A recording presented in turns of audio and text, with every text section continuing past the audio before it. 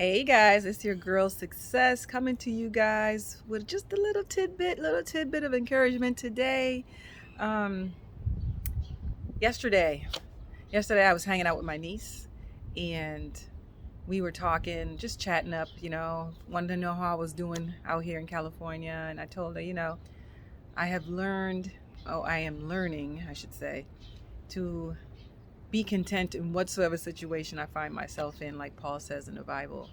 And what I was trying, and she said to me, she said, it's really good that you could be content like that you could be, confident like that.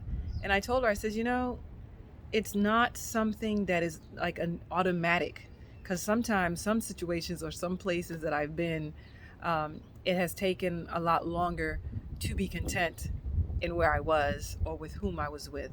And so I told her it's a process. It's actually, for me, sometimes it's how open I am to the process, that may cause it to go longer than necessary.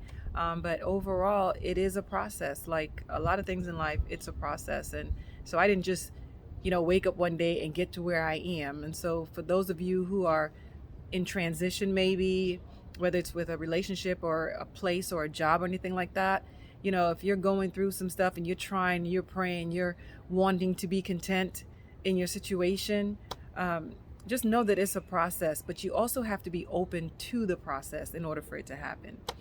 And so a little later on in the day, David called me. I called David on the phone, and he said to me, you sound really happy. And, I kind of paused because that's just not a word that, I take lightly. And he knows that. And I kind of stopped short, and he's like, yeah, you sound really good. And I was like, thought about it. I'm like, so what was different in today that I was sounding good? And you know what? I woke up yesterday morning with this thought. What if we wake up every morning with the choice that we are going to have this confident expectation that God is going to do what he says he's going to do? It could be today, or it could be right around the corner. But if we wake up with the expectation and the mindset that we are going to trust God and believe God in today, that what he says he's going to do, then, our whole day will go a whole lot differently, right? Instead of having this expectation of disappointment or expectation of gloom or doom, we have this expectation throughout the day that God does what he says he's going to do. His word will not return unto him void. And so I have the choice. I can go through this day expecting him to answer and knowing that, hey, it may not be today, or it may be today. It may be tomorrow. Maybe it won't be tomorrow. Look at Abraham. He made him a promise, and it took him forever to have that child that he promised him, right? But still, God's word will come to pass. So I think a lot of the issues, yeah, a lot of times the issue is with us.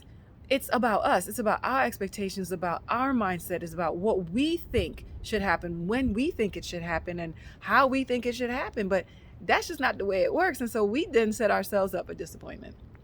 So a challenge for you today would be to wake up every day just with this confident expectation that, what, God's going to do what he says.